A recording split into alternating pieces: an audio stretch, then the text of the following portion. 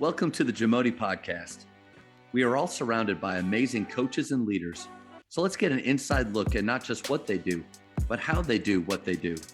After all, becoming the best versions of ourselves is JAMODI, just a matter of doing it. As far as style of play, one of the great questions I heard was, or not more of it's a statement, find a style of play that you're comfortable losing in. You know, like running and gunning, shooting threes, playing fast, like we've done here. I am very comfortable losing in that because I know it's going to happen. But when that loss happens, do you want to blow it up? Do you want to change everything? Right. Yeah, my college coach used to come in every day, I felt like, with something new, a new tweak, to a point where I thought, okay, I don't think it's that bad, like what we're doing. We're close. And so, but all of that is becoming, more and more comfortable in your own skin with your own program. Absolutely. You talked about this a little bit of coaching your own sons and bringing family into your program. So over your career, how have you balanced coaching and family life? Well, I think, I think it's a family business. Yeah. I think coaching, in my opinion, it's a calling. And I know you treat it this way. It's a ministry almost. Yeah. If not a ministry, period. And so when you think of it that way, I just don't think I could even do it at all without the support of my family and my wife. I mean, you look around the world, look around the state, coaching's probably got a pretty high rate of divorce. And, for whatever reason, time away, whatever that looks like. And I'm not saying that there's probably other factors, but it's a pretty tough profession. Yeah. And I think if you're not bought in, if your family's not bought in, it's a pretty big strain. And it's not the only profession that does that. It's the only one I know, because that's what I do. But I think they have to be bought in and understand. I think one of the biggest fights, I say this to everybody, whoever we're talking to, was, about the job. I mean, and this happened to be when I was an assistant, my first time with Coach Melton at Nimitz. I would tell my wife, "Hey, I'll be home at 5." Well, that did not mean that meant Sure. I was saying practice was over at 5. She was hearing I would be home at 5, and I would come home 6:30. And those probably were our biggest disagreements or fights or whatever. Because at that time I wasn't in control of when I could walk out of the gym. Yeah. I couldn't leave the gym until he left the gym. And even as a head coach, that's hard to do because you got kids that want to stay and do extra things. So we just came to the agreement that I would make sure I texted.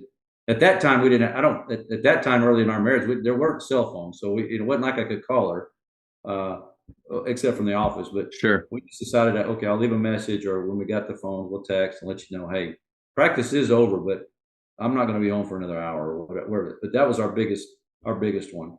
Real quick, I think it is a unique job in the fact that there are a lot of jobs that have pressure. I mean, almost any job, especially the higher up that you climb, there's more and more pressure involved. But there's just not that many. Even in teaching, just teaching alone, there's pressure. My wife is at Birdville, and the pressure that she has to help 150 kids move on to the next grade, to do well on the STAR test, standardized test, and all of that, and then also to keep administration happy. Like, that's a lot. But there is an idea. There's a lot of jobs where when you leave, you truly get to leave it there. And I do think ours is one where, golly, I do go home, but am I really there? Or is my mind racing? Am I writing things down? Am I watching film at home? And I think that you just overlap the next question, the next topic, really, because that's a strain on your family. It was a strain on ours. It still is. She wants you to come home and be home. And when you're physically at home, a lot of times you're not mentally there. Yeah. And that was probably something that I was not very good at early on when our kids were little, because I obviously, yes, you want to do very well in your job. You want to do your job very well because that's just that's how you're made. It's how the makeup is. But then, what's the most important job? The most important job is at home. Yep. With the kids and her and that was hard. That was really hard. And then I think it goes back to your habits too, because like most coaches, I mean, we're lifelong learners, constantly watching, listening. Like I want to read my Bible every day. I have two books that I also want to go through daily. One is like more of a motivational type. Another is something that I want to learn about, or whatever habits or whatever subject matter. So going, I want to read those, but that also means that I probably have to prioritize my morning to get those things done, so that, or if I can steal some time at school, but then when I go home, like I can't just, hey babe, great to see you, I'm going to go out back and read for an hour and a half. Right. Like it is this idea of not, it's what David Peeler said, not failing at the job that only you can do. Right. Exactly. Anybody can be the coach at Faith. Anybody can do that. Like, but at my house, yeah, I'm the only one that can do that. You're the only one. That's exactly right. And that's something that I'm glad you said that. A lot of times, like I'm not I enjoy golf. I'm not good at it. I'll spend a day making sure I try to keep one golf ball. So I spend a lot of time hunting that ball. But I didn't do it a lot because this was just me. 5 hours or 6 hours on a Saturday, I would miss something at home. And what you said earlier about doing things, I always try to do them. This is going back to family and coaching. Doing things when it doesn't matter to anybody else. Yep. Example, like I know you enjoy working out. I work out 6 days a week, but I'm every day at 5:30. So it's 5:30 to 6:30. Well, my kid, even now, I'm not taking away time from anybody because nobody's up. Yep. But now, like going back to, this is just, and again, I don't mean this to sound, I'm just telling you that going back to the habit part, work out at school from 5:30 to 6:30. Well, sometimes we have kids coming in to get some stuff done. Well, I'm in the weight room doing my workout, and to me, it's just, hey, if he's doing it, maybe I can come do it. Sure. Just things like that. But to go back to your question, yeah, just doing things that you want to do and that you feel like you need to do to help you, but you have to do it sometimes, early in the morning or whatever that looks like, so you're not stealing from someone else. Yep. And I think the phrase "fighting for your culture" is pretty popular now, and that you have to fight for that every day. Man, I think if you're not careful, you can forget to do that with your marriage. Jana and I, this is go around 2 for both of us. I was very young when my first one happened. It only lasted about 8 months, so, and then I have a son from that.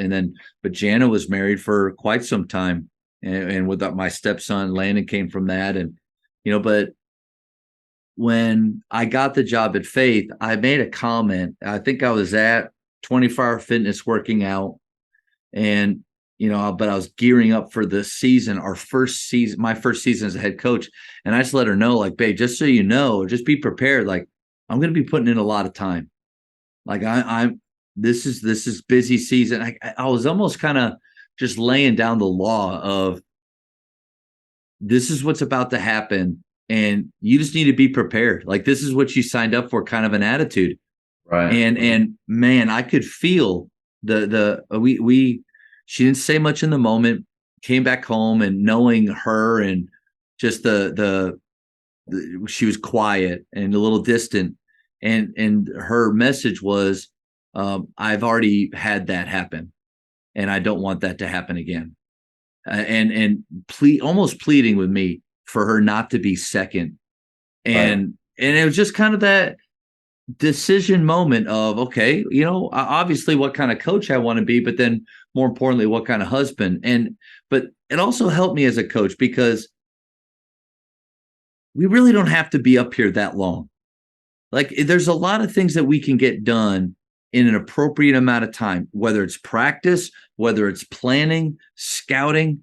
I think we're guilty of doing way more, like working harder, not necessarily working smarter. Yeah. And I think when you really, like, kind of your whole point here was really take into account the how you're treating others, your family members, because of the grind that you're putting in with your team. I Right. don't know. I think it's just something we need to think about. Absolutely. And that's kind of the balance you're talking about. Finding that balance there, and letting them understand that they are, so to speak, number one, but really not number one. Uh, because God is first, but yes, making them feel a lot more important than that team. And I think, you know, to your point, I think if you do that, you're going to end up getting that back, in the support of what you do and how you work, and the time that you spend. So I think that that's huge. We kind of bled over into it already, but if you could start over in coaching, what would you do differently? Is there anything else that we haven't kind of covered with? Because the balancing coaching and family life, I think those two kind of go hand in hand. Absolutely. I think I'd be more conscious of, like you said, I think I've done that several times early on, and probably late too, where hey, this is what I need to do, and this is what I have to do. And then you have to come back and go, I, I'm sorry, I didn't mean it. Yeah, I obviously I said it and I meant it in the moment, but I didn't want it to be like that. Yeah. I think the biggest thing for me, um, I heard it, and I heard it the other day on the radio. I guess I listen to the radio. I wasn't gonna say anything, but I was Yeah. like, oh Well, wow. in the mornings when I'm working out, I'd listen to 94.9, the morning Yeah. show. Yeah. Anyway, and they have a lot of truth on that show. Yeah. And one of the things that I actually heard this week, and I probably heard it many times before, but for whatever reason, it stuck with me this week. But there's a difference between worrying and thinking.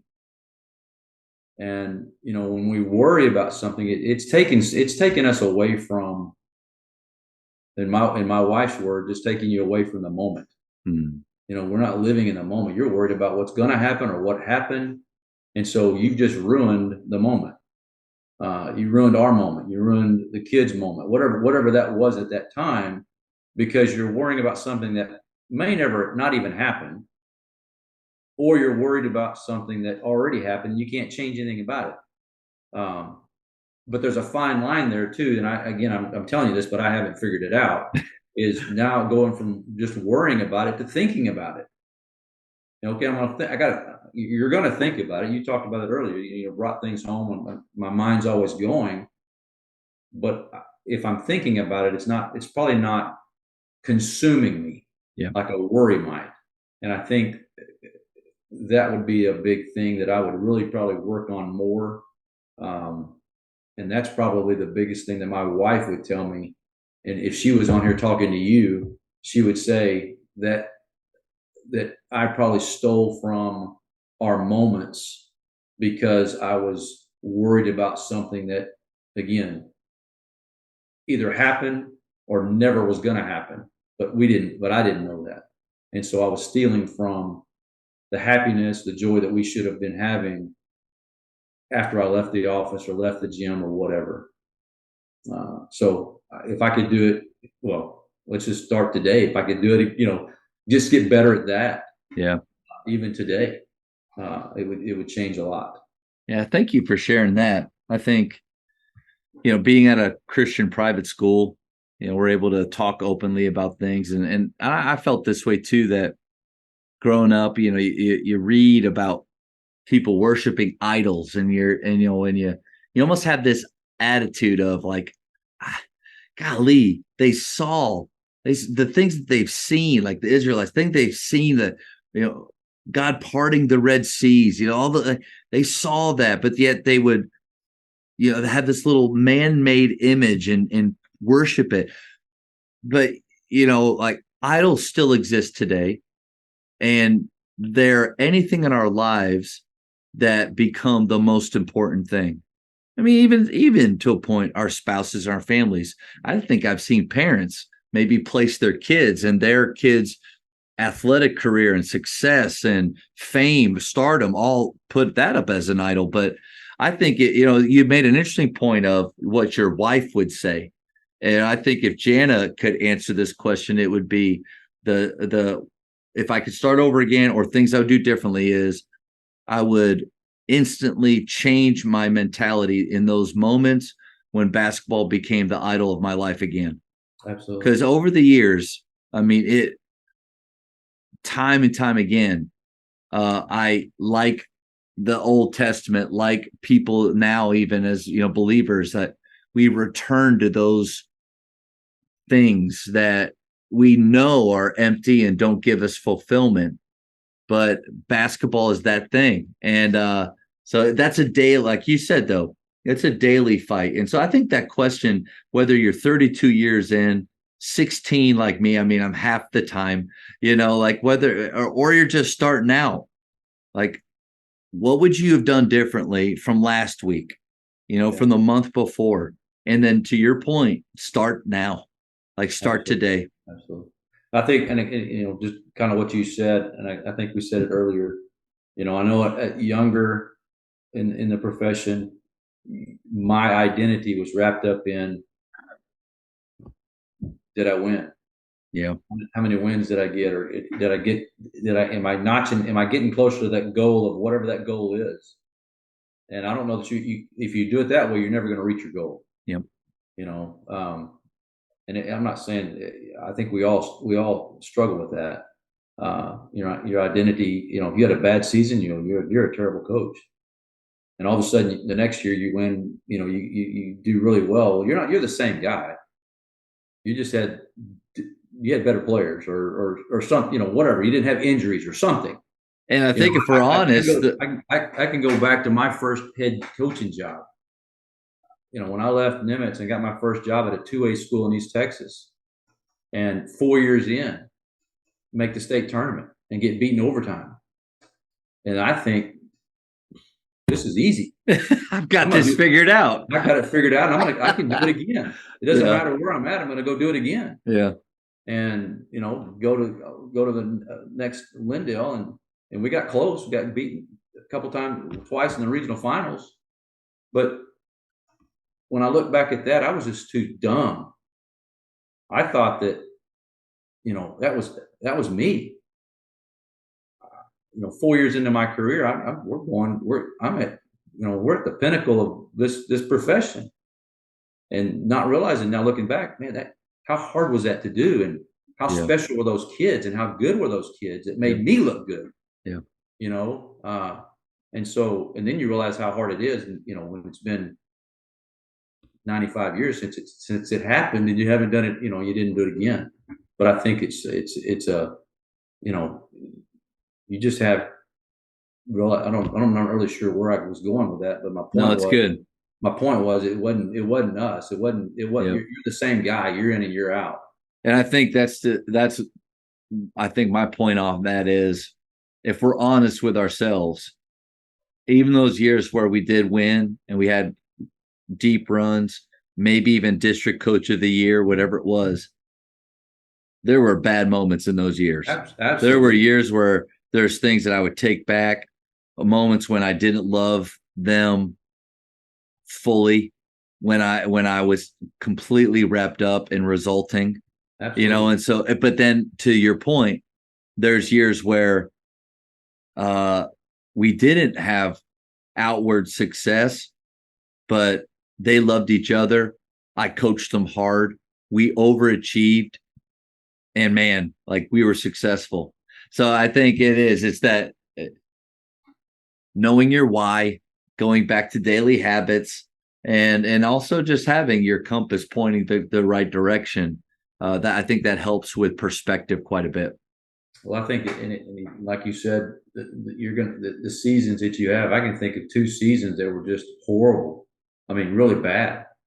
But probably 2 of the most fun seasons, because those kids just worked hard. Mm-hmm. and they were enjoyable.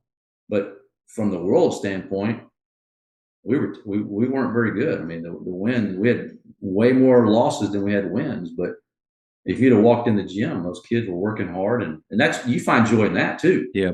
You know, just good kids working hard. So you're obviously, you got ups and downs, and you know, you're thankful for all of it. You know, it makes you who you are, I guess. Thank you for checking out today's episode. Please take a moment to subscribe to this podcast, share it with your fellow coaches, and find us on social media for what's coming up next on the JAMODI podcast. It's just a matter of doing it.